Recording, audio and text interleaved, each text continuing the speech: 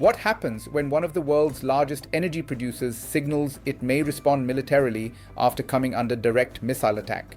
In a region that accounts for roughly a third of global oil exports, even a limited escalation can move prices within hours and disrupt supply chains across continents.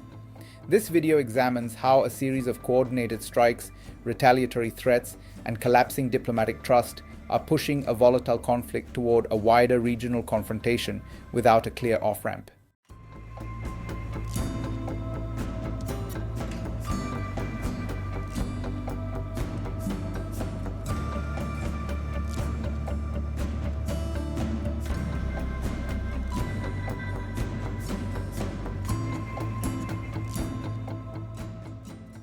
If this situation escalates, the shift is immediate and structural.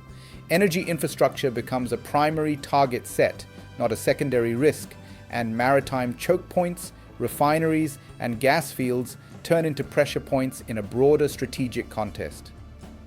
If it stabilizes, it could reinforce deterrence boundaries and revive diplomatic channels that have only recently reopened. If it fails to de-escalate, the region risks entering a sustained cycle of retaliation, where economic disruption and military signaling become normalized tools of statecraft. Each pathway alters not only regional stability, but also global energy pricing, shipping security, and alliance behavior. The current phase of tension is rooted in a long-standing rivalry shaped by ideology, geography, and competing regional ambitions.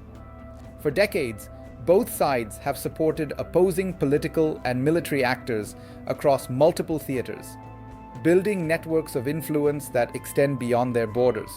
These indirect confrontations allowed escalation without direct state-to-state conflict, maintaining a fragile balance.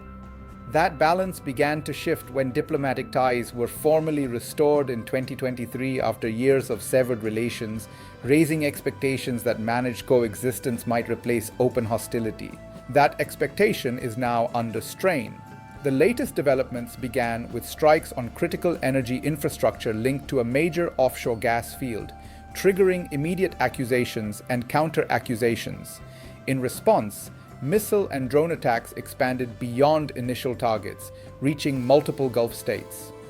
Within a 24-hour window, facilities in several countries reported incoming projectiles, marking one of the most geographically widespread exchanges in recent years. Oil prices reacted sharply, reflecting the sensitivity of global markets to even localized disruptions in supply. Saudi Arabia has been a central focus of these developments.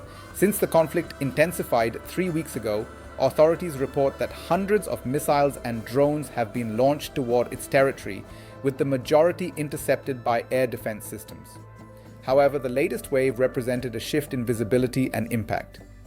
For the first time in this cycle, residents in the capital reported hearing explosions and receiving emergency alerts, indicating that defensive systems were actively engaged over populated areas.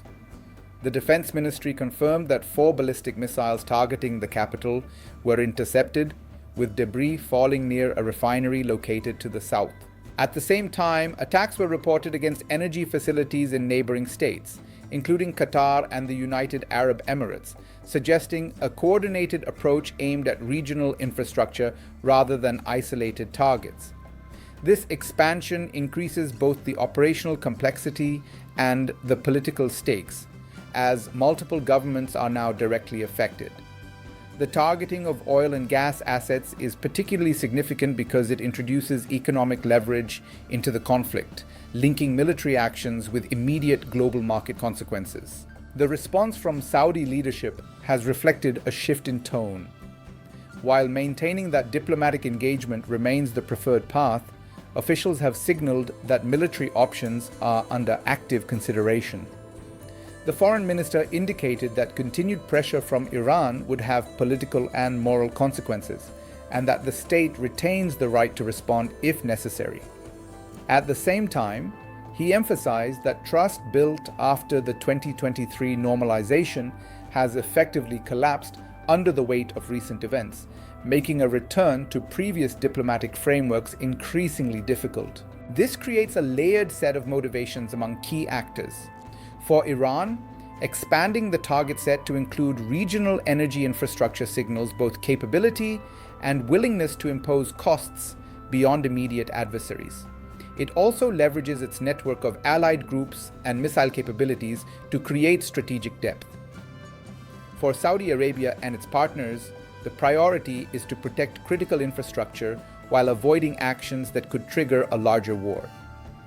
External powers, already involved in ongoing operations, are balancing their own strategic objectives with the risk of further escalation. Now consider the first scenario. If missile exchanges continue and one or more strikes successfully penetrate defenses and cause significant damage to major oil facilities, the economic impact would be immediate. Production losses could tighten global supply, pushing prices higher and affecting everything from transportation costs to industrial output worldwide. In this scenario, pressure would mount for a coordinated military response, potentially drawing additional actors into direct engagement. A second scenario unfolds if defensive systems continue to intercept the majority of incoming threats and diplomatic channels, even informal ones, begin to reopen. In this case, the conflict could stabilize at a lower intensity, with both sides maintaining deterrence without crossing thresholds that would trigger broader war.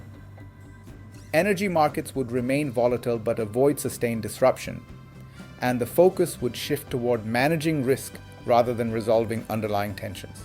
A third possibility lies between these extremes. Continued low-level attacks combined with rhetorical escalation could create a prolonged period of instability. In such an environment, even minor incidents carry the risk of miscalculation, particularly when multiple actors operate in close proximity with overlapping objectives. This scenario would keep markets on edge and complicate long-term planning for both governments and industries.